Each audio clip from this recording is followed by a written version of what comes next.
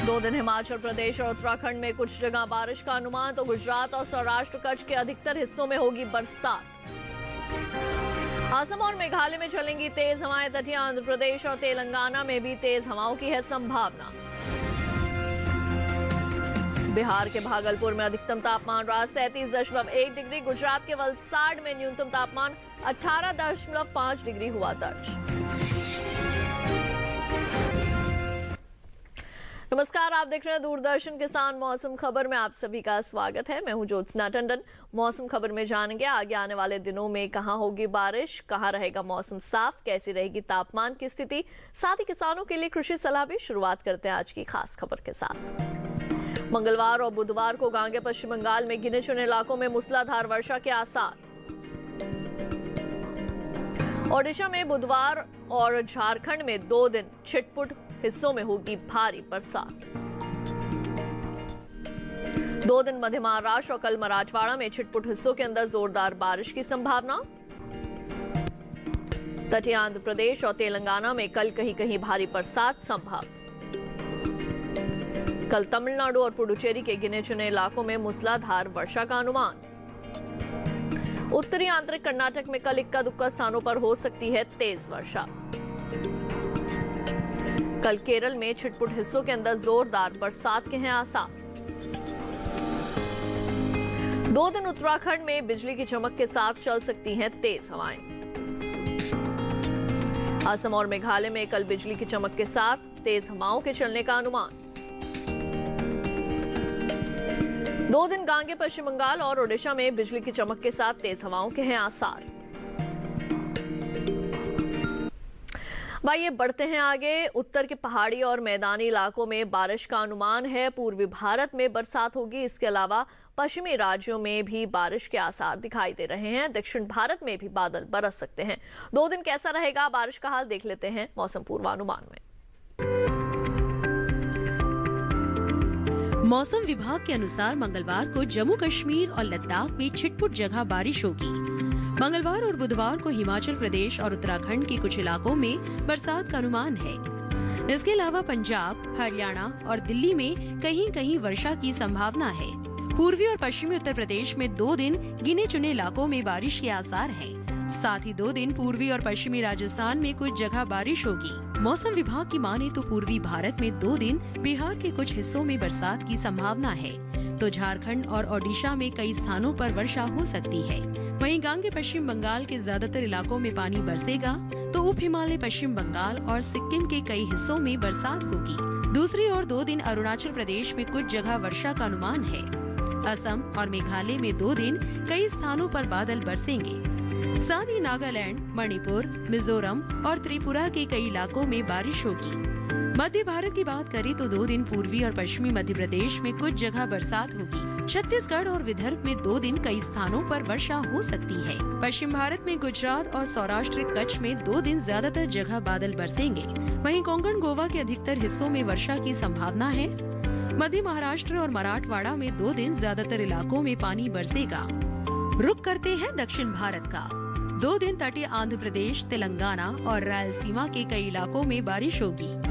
तमिलनाडु और पुडुचेरी में गिनी चुनी जगह वर्षा का अनुमान है।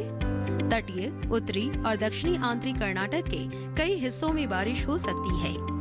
केरल और लक्षद्वीप में 2 दिन ज्यादातर स्थानों पर बरसात के आसार हैं। अंडमान निकोबार में अनेक जगह बारिश का अनुमान है। और ये थी मौसम पूर्वानुमान की विस्तार से जानकारी। अब आइए बढ़ते हैं आगे, एक नजर डाल लेते हैं पिछले 24 घंटों के दौरान हुई बरसात पर। पिछले 24 घंटों के दौरान जम्मू कश्मीर, लद्दाख और गिलगित में कहीं कहीं बरसात हुई है। हिमाचल प्रदेश और उत्तराखंड में गिने चुने हिस्सों में बादल बरसे। पंजाब, हरियाणा और उत्तर प्रदेश में इक्का दुक्का इलाकों में पानी बरसा।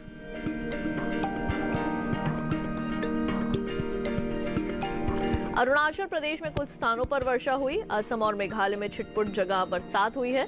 नागालैंड, मणिपुर, मिजोरम और त्रिपुरा में भी कई जगह वर्षा हुई।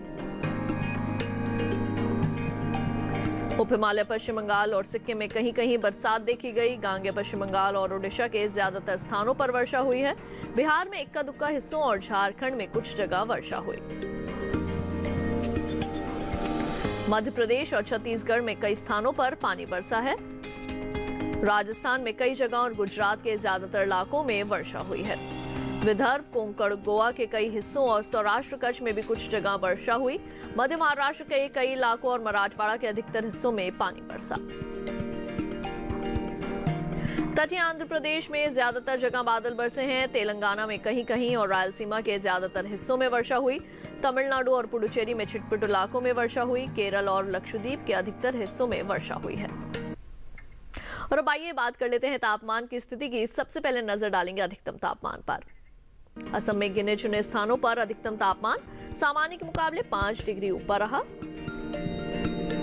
बिहार में कहीं कहीं अधिकतम तापमान सामान्य की तुलना में 3 से 5 डिग्री ज्यादा दर्ज किया गया। झारखंड के भी कई इलाकों में अधिकतम तापमान में 1.5 से 3 डिग्री का इजाफा हुआ है। तमिलनाडु के छिटपुट हिस्सों में अधिकतम तापमान सामान्य के मुकाबले 1.5 से 3 डिग्री अधिक रहा। इसके विपरीत हरियाणा के कुछ हिस्सों में भी अधिकतम तापमान में 3 से 5 डिग्री तक की गिरावट देखने को मिली है और ओडिशा में भी कहीं कहीं तापमान में 3 से 5 डिग्री तक की कमी आई है।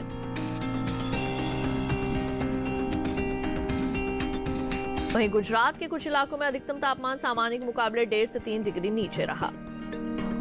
तेलंगाना में भी इक्का दुक्का जगह तापमान में 1.5 से 3 डिग्री तक की कमी आई है। देश के मैदानी इलाकों में सबसे ज्यादा तापमान बिहार के भागलपुर में 37.1 डिग्री सेल्सियस रिकॉर्ड किया गया। और अब आइए जायजा ले लेते हैं न्यूनतम तापमान की स्थिति का। जम्मू कश्मीर में कहीं कहीं न्यूनतम तापमान सामान्य के मुकाबले 3 से 5 डिग्री ज्यादा रहा। तटीय आंध्र प्रदेश के कुछ हिस्सों में तापमान में 1.5 से 3 डिग्री तक की बढ़ोतरी हुई है। और वहीं देश के मैदानी इलाकों में सबसे कम तापमान गुजरात के वलसाड में 18.5 डिग्री सेल्सियस देखने को मिला। बुलेटिन में वक्त हो चला है एक छोटे से ब्रेक का। ब्रेक के बाद जानेंगे कैसे करें लोबिया की खेती। देखते रहिए दूरदर्शन के साथ। पशुपालन और डेयरी विभाग भारत सरकार द्वारा किसानों को राष्ट्रीय गोकुल मिशन योजना के तहत राष्ट्रीय स्तर पर गोपाल रत्न पुरस्कार दिया जाता है। गोपाल रत्न पुरस्कार के 3 वर्ग हैं: स्वदेशी पशु नस्लों का पालन करने वाला सर्वश्रेष्ठ किसान, सर्वश्रेष्ठ कृत्रिम गर्भाधान टेक्नीशियन, सर्वश्रेष्ठ डेयरी सहकारिता, दुग्ध उत्पादक डेयरी कंपनी, डेयरी किसान उत्पादक संगठन। हर वर्ग में पहला पुरस्कार 5 लाख, दूसरा पुरस्कार 3 लाख और तीसरा पुरस्कार 2 लाख रुपए है। अधिक जानकारी के लिए विभाग की वेबसाइट www.dahd.nic.in पर जाएं और तुरंत आवेदन करें या नजदीकी CSC सेंटर पर संपर्क करें। आवेदन की अंतिम तिथि 15 अक्टूबर 2021 है। पशुपालन एवं डेयरी विभाग, भारत सरकार।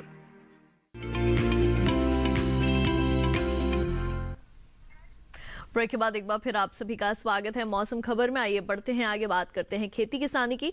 अभी बहुत सी जगहों पर निराई और बुआई के लिहाज से समय अनुकूल है। ऐसे में किसान कृषि विशेषज्ञों की सलाह से फसलों का चुनाव करें तो अच्छी पैदावार हासिल कर सकते हैं।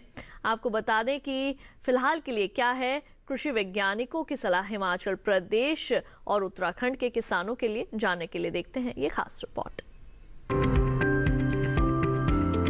हिमाचल प्रदेश में धान के खेत की देखभाल करें। किसान मूंग और उड़द के खेत से घास फूस निकाल सकते हैं। साथ ही सोयाबीन के खेत से भी खरपतवार निकाल लें।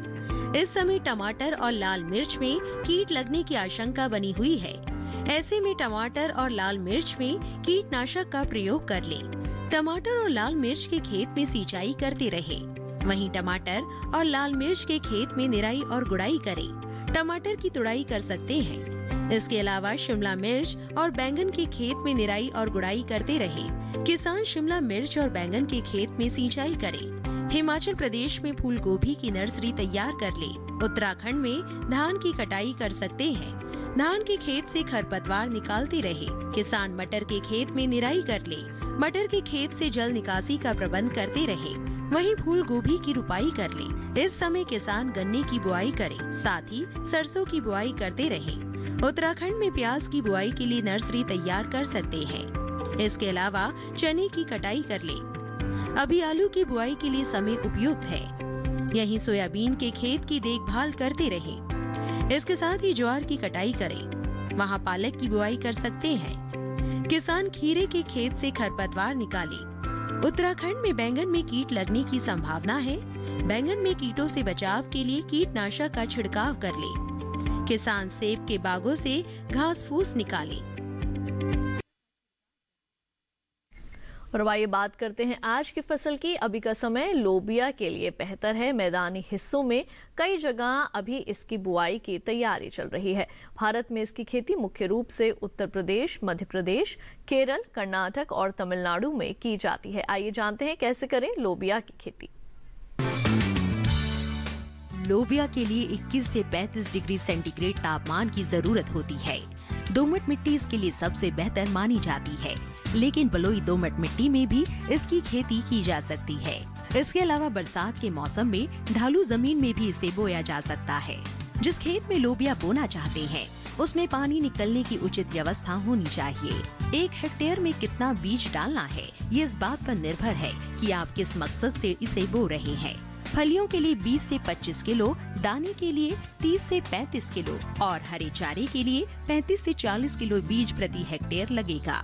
दाने और फलियों के लिए कतार में बीज बोए, जबकि हरी खाद के लिए बीज को खेतों में छिड़क दे। लोबिया के लिए 10 से 15 किलो नाइट्रोजन और 20 किलो फास्फोरस प्रति हेक्टेयर की दर से बुआई से पहले ही डाल दे। बुआई के 20 से 25 दिन बाद खेत की निराई गुड़ाई कर ले। ज्यादा खरपतवार उगने पर दोबारा निराई गुड़ाई करे। लोबिया में सूत्रकृमि और पीला रोग का खतरा रहता है। पीला रोग को मोजेक भी कहा जाता है। रोकथाम के लिए ग्रीष्मकालीन लोबिया में ज्वार की मिश्रित फसल ले। लोबिया में माहू और फली भेदक कीट का भी खतरा रहता है। फसलों में लगने वाले इन रोगों और कीटों से बचाव के लिए किसान विशेषज्ञों की सलाह से उचित दवाओं का छिड़काव करें। और अभी आपने लोबिया की खेती से संबंधित तमाम जानकारियां हासिल की। अब आइए बढ़ते हैं आगे, आपको मौसम के अनुसार खेती की कुछ विशेष बातें बता दें। जम्मू कश्मीर में तोरई की बुवाई कर लें किसान। मेथी और पालक की बुआई कर सकते हैं। जम्मू कश्मीर में धान की कटाई कर लें। जम्मू कश्मीर में धनिया की बुवाई करें। गाजर की बुआई के लिए समय उचित है। जम्मू कश्मीर में मूली की बुवाई कर लें। फूल गोभी और पत्ता गोभी भी बोएं। जम्मू कश्मीर में ब्रोकली की बुवाई करें। जम्मू कश्मीर में मूंग की कटाई कर सकते हैं।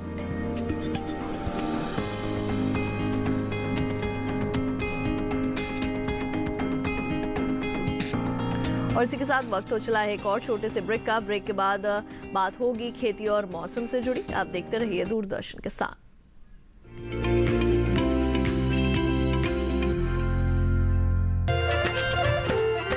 फसल बीमा से अब सुरक्षित आत्मनिर्भर बन जाए किसान। AIC के संग मौसम की मार अब नहीं करेगी तंग, नुकसान की होगी पूरी भरपाई। AIC किसान का हमराही। Agriculture insurance company of India limited, संपन्न भारत की पहचान, बीमित फसल खुशहाल किसान। पर्यावरण भारत की चिति, देश का स्वभाव। भारत में पर्यावरण सिर्फ जलवायु नहीं, आबो हवा नहीं, सिर्फ पेड़ पौधे, नदी पर्वत नहीं। भारत में पर्यावरण एक जीवन शैली है, सिर्फ लौकिक नहीं बल्कि दिव्य भारत का आईना। आइए आपका परिचय कराते हैं ऐसी ही कुछ परंपराओं से, इन्हीं जीवन मूल्यों से। कार्यक्रम प्रकृति उत्सव रिविजिटिंग इंडियन एनवायरनमेंट ट्रेडिशन देखिए हर गुरुवार सुबह 7:30 बजे सिर्फ डीडी किसान पर।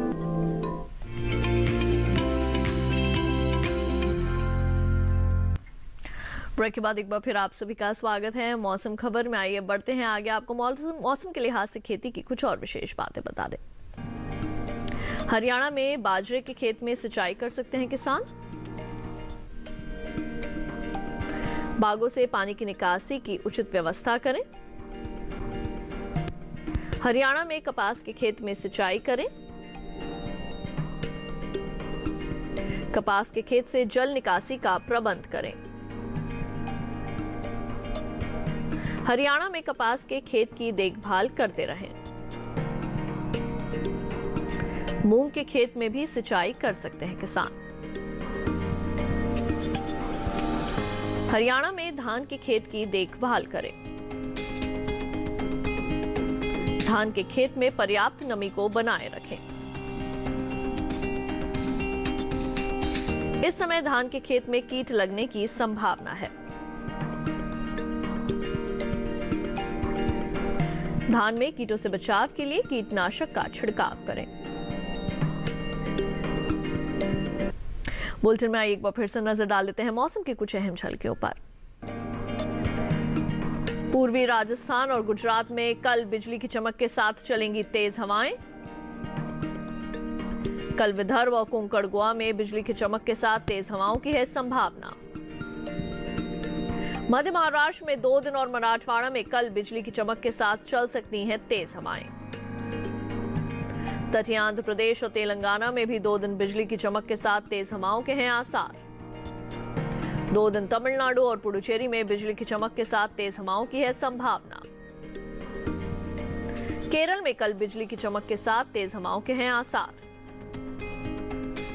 2 दिन अंडमान निकोबार में बिजली की चमक के साथ तेज हवाओं का है अनुमान। पश्चिम मध्य बंगाल की खाड़ी में 2 दिन 45 से 55 किलोमीटर प्रति घंटा रहेगी हवाओं की रफ्तार। कल मन्नार की खाड़ी और कॉमोरेंट क्षेत्र में 40 से 50 किलोमीटर प्रति घंटे की गति से चलेंगी तेज हवाएं। मछुआरों को इन इलाकों में न जाने की दी जाती है सलाह। और अब चलते चलते एक नजर अगले 4 दिनों के लिए 9 शहरों के तापमान पर।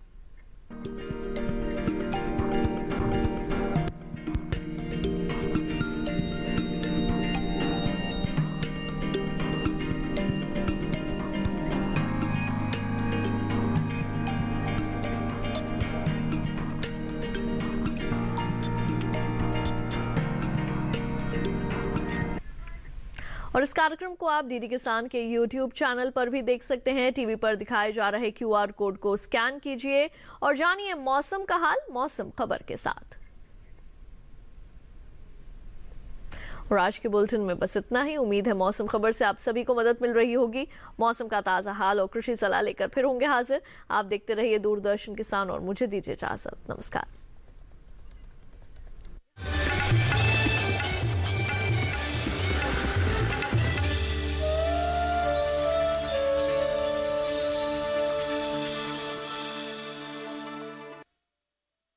इंडिया लिमिटेड, संपन्न भारत की पहचान, बीमित फसल, खुशहाल किसान। शहर में जरूर रहता हूँ मगर, लेकिन इस जमीन के साथ रिश्ता नहीं टूटा है मेरा। आपकी ये बहन हमेशा आपकी ताकत बनेगी। मैंने प्यार हो गया, इजहार हो गया। इन 2 परिवारों की दुश्मनी में हमारा प्यार कैसे जिंदा रह सकता है? एक को काटो, खून दूसरे का बहेगा। जो आज खुशियाँ मना रहे हैं, कल मातम मनाने के काबिल भी न रहे। लाडो हमारे घर की बहू नहीं, बेटी बन के रहेगी। लाडो के जाने से हमारे घर में जो खालीपन हो जाएगा, उसे भरने के लिए आपसे आपके सरगुन मांगती हूँ। क्या? राखी और सिंदूर 4 अक्टूबर से सोमवार से शुक्रवार रात 8 बजे सिर्फ डीडी किसान।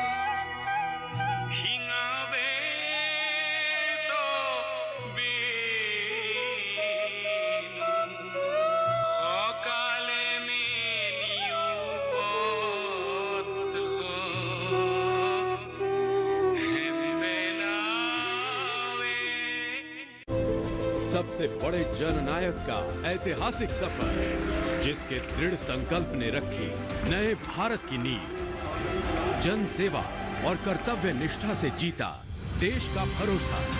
मैं नरेंद्र दामोदर दास मोदी। मैं आपके बीच प्रधानमंत्री के रूप में नहीं, प्रधान सेवक के रूप में उपस्थित हूँ। सरकार वो हो जो गरीबों के लिए सोचे, सरकार वो हो जो गरीबों को सुने, सरकार वो हो जो गरीबों के लिए जिए। नई सोच और अलग नजरिए से साकार हुआ आत्मनिर्भर भारत का सपना आज पूरे विश्व में भारत का लोहा माना जाता है। ये नवयुग है, ये नव भारत है। खुद लिखेंगे अपनी तकदीर, हम निकल पड़े हैं प्रण करके, अपना तन मन अर्पण करके।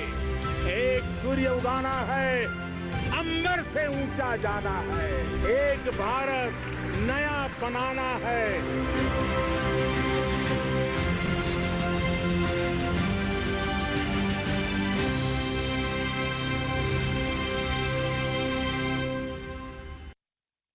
शिलोंग हॉलिडे होम सिर्फ एक बिजनेस ही नहीं बल्कि एक फैमिली भी है। हम सब एक फैमिली की तरह रहते हैं, understand? Shillong holiday home, Shillong holiday home. इस वक्त मुझे ना बहुत घबराहट सी हो रही है। ऐसा लग रहा है कि बस ये सब कुछ खत्म होने वाला है। Shillong holiday home, Shillong holiday home.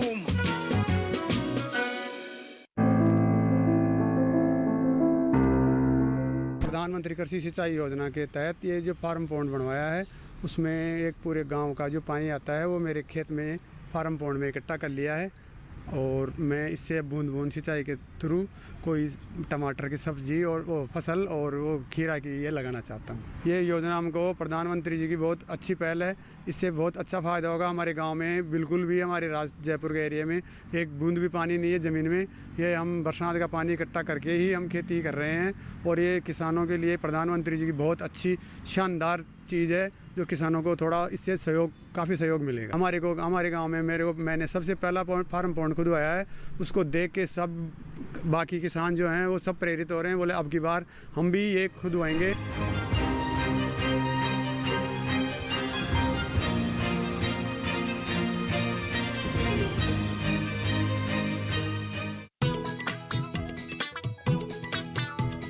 Dengue वाला फीवर या चमक की बुखार, ये है नाम के डॉक्टर कर देंगे बंटा थार। सर की सर्जरी हो या मैडम जी बीमार, म्यूजिक वाला डॉक्टर करेगा उपचार। ये जीवन देंगे या जीवन लेंगे, छेड़ा तो ठन ठन को पार। गोलमाल गोलमाल ये है गोलमाल अस्पताल, गोलमाल अस्पताल।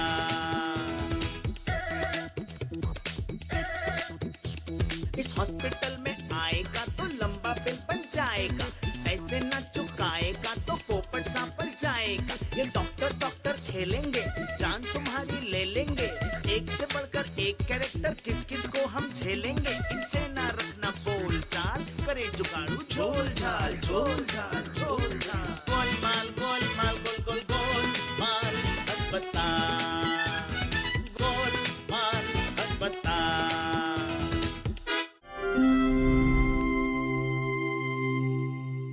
औरैया जिले के विकास खंड भाग्यनगर स्थित परवाहा गांव में प्रमुख रूप से धान, गेहूं और मक्का की खेती होती है। परवाहा क्षेत्र में पुरुषों के साथ महिलाएं भी खेती और पशुपालन में बढ़ चढ़कर हिस्सा ले रही हैं। यहीं की एक महिला किसान हैं, गीता देवी, जिन्होंने वैज्ञानिक तरीके से खेती करके इस क्षेत्र का नाम रोशन किया है। परवाहा गांव की रहने वाली गीता देवी कृषि कार्यों से जुड़ी हुई हैं। गीता के पास पैतृक जमीन 0.8 एकड़ है, जिस पर वो साल भर खेती करती थी, लेकिन उन्हें अनाज का अच्छा उत्पादन नहीं मिल पा रहा था। इन्होंने खेती के साथ पशुपालन भी अपनाया, फिर भी इनकी माली हालत में कोई सुधार नहीं हुआ।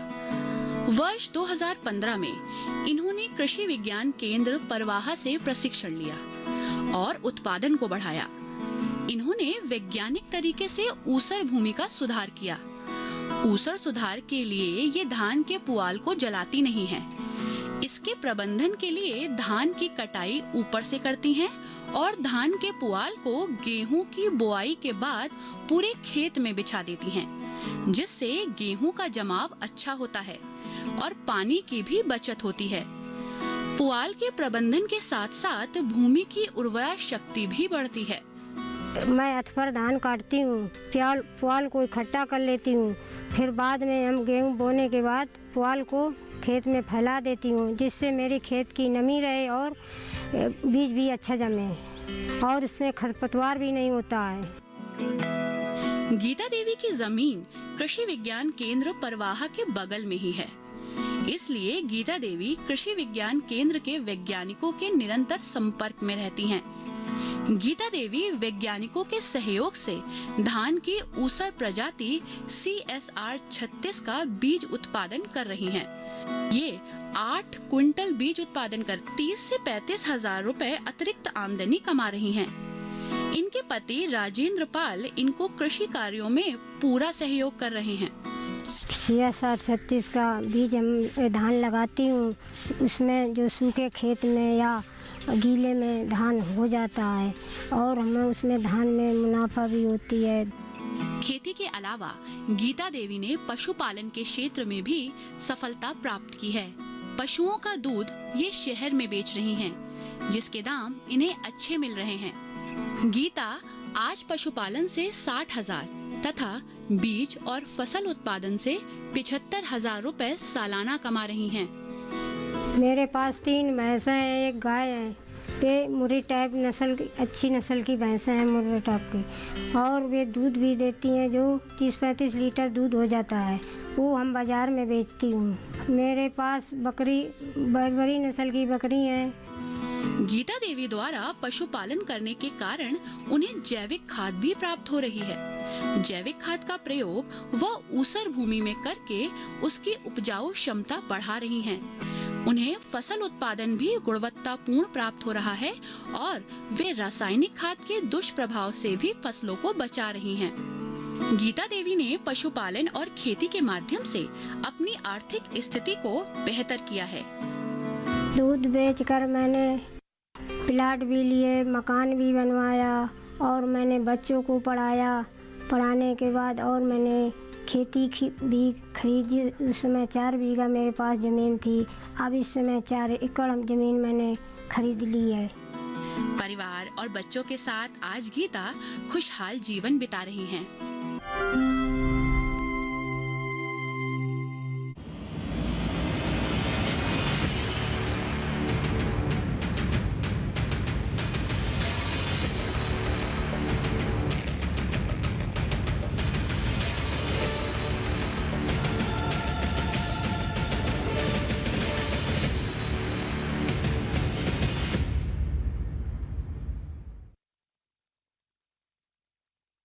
जानेंगे क्या है किसानों का हाल। हम पहुंचेंगे आपके गांव। मिलेगा सरकारी योजनाओं का ज्ञान। जब लगेगी चौपाल, देखिए चौपाल चर्चा सोमवार से शुक्रवार सुबह 9 बजे सिर्फ दूरदर्शन किसान पर। अबे तेरा के दे दे सुनने बे चल के देखे आजा बे दिखला दे बे That's the way रोक कर अपना दोस्त का धक्का हमें बे मैं छुड़ा दे छक्का पाचा इक्का हमें बे कभी आता बुल्ला हल्ला गुल्ला हमें बे यारों की यारी का है फरमान सिकंदर सिकंदर सिकंदर यहाँ के हम सिकंदर यहाँ के हम सिकंदर।